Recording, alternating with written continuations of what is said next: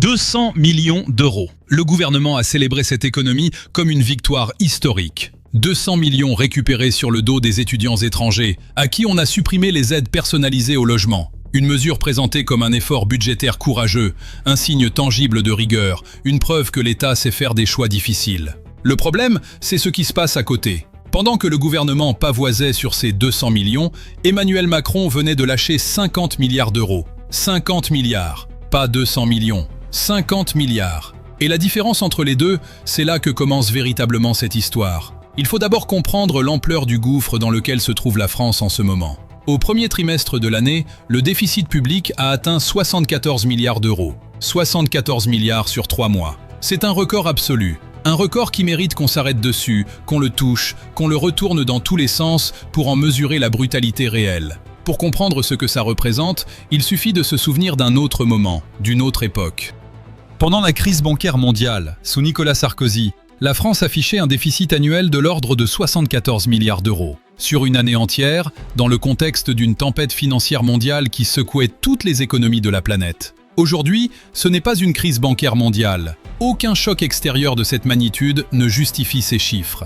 Et pourtant, en un seul trimestre, le gouvernement actuel reproduit ce que Sarkozy accumulait sur 12 mois de crise planétaire. Face à ce gouffre de 74 milliards, la fierté autour des 200 millions économisés prend une dimension presque surréaliste.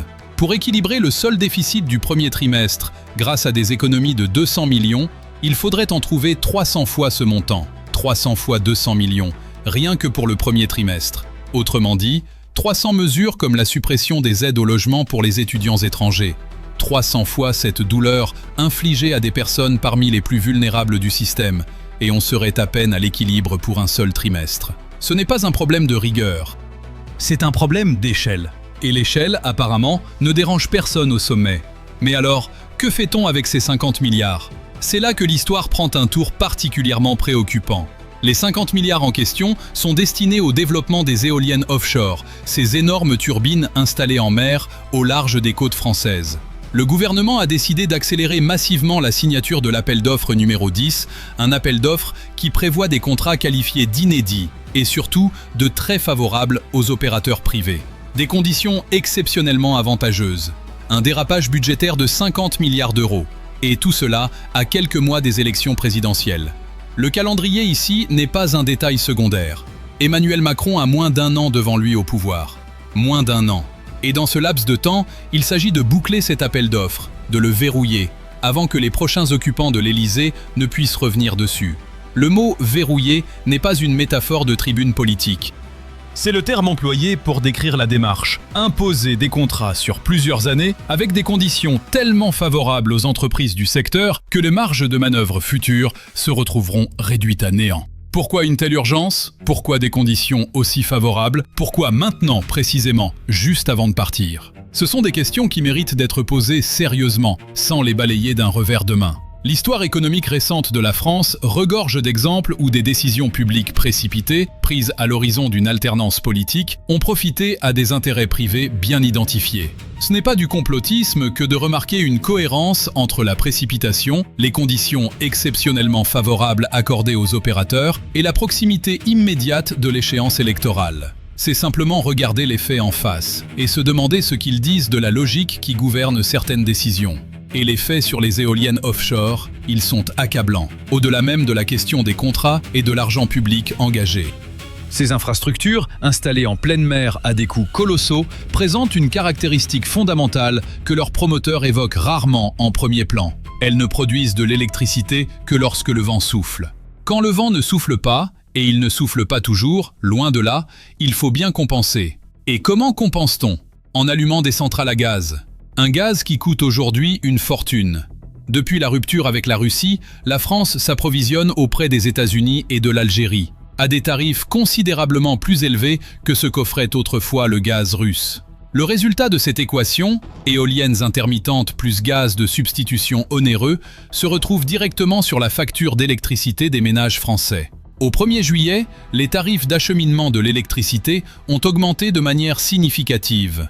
Ces tarifs, c'est la partie de votre facture qui correspond au transport de l'électricité depuis sa source jusqu'à votre compteur. Et le transport de l'électricité produite par des éoliennes dispersées sur le territoire, a fortiori en mer, coûte beaucoup plus cher que celui d'une centrale nucléaire centralisée. L'énergie éolienne est, par nature, diffuse. Elle se produit en de multiples points distincts, parfois éloignés des centres de consommation, et son acheminement exige une infrastructure de réseau complexe et coûteuse. Quand on installe ces machines directement dans la mer, avec tout ce que cela implique de câbles sous-marins, de maintenance en milieu marin, de logistique hautement spécialisée, le coût grimpe encore. Et tout cela, au final, vous le payez, chaque mois, sur votre facture, ligne après ligne. Le résultat concret, celui que les Françaises et les Français commencent à ressentir dans leur quotidien, c'est une facture d'électricité qui a doublé par rapport à ce qu'elle devrait être si des choix différents avaient été faits. Doublé, ce n'est pas une projection alarmiste, c'est le constat de ce que la politique énergétique actuelle produit comme effet réel et mesurable sur les foyers ordinaires. Des familles qui regardent leurs charges augmenter mois après mois, sans toujours comprendre pourquoi, sans toujours avoir accès à l'explication complète. Parce que l'explication complète, elle passe par les 50 milliards engagés pour des éoliennes offshore, par des contrats verrouillés en urgence juste avant les présidentielles, par des opérateurs qui ont obtenu des conditions inédites, et par un gaz acheté à prix fort à l'autre bout du monde pour compenser les jours sans vent. Et pendant ce temps, la célébration continue. 200 millions d'économies. Des économies obtenues en retirant une aide au logement à des étudiants étrangers qui vivent souvent dans les villes les plus chères de France, à Paris, à Lyon, à Bordeaux, et qui contribuent par leur présence au rayonnement des universités françaises, au dynamisme de la recherche, à l'attractivité internationale d'un pays qui a pourtant grand besoin de toutes les ressources intellectuelles dont il peut disposer. Ce sont 200 millions prélevés là où la solidarité s'exerçait en faveur de personnes modestes, dans un contexte où la rigueur devrait commencer par ceux qui ont les moyens de l'absorber.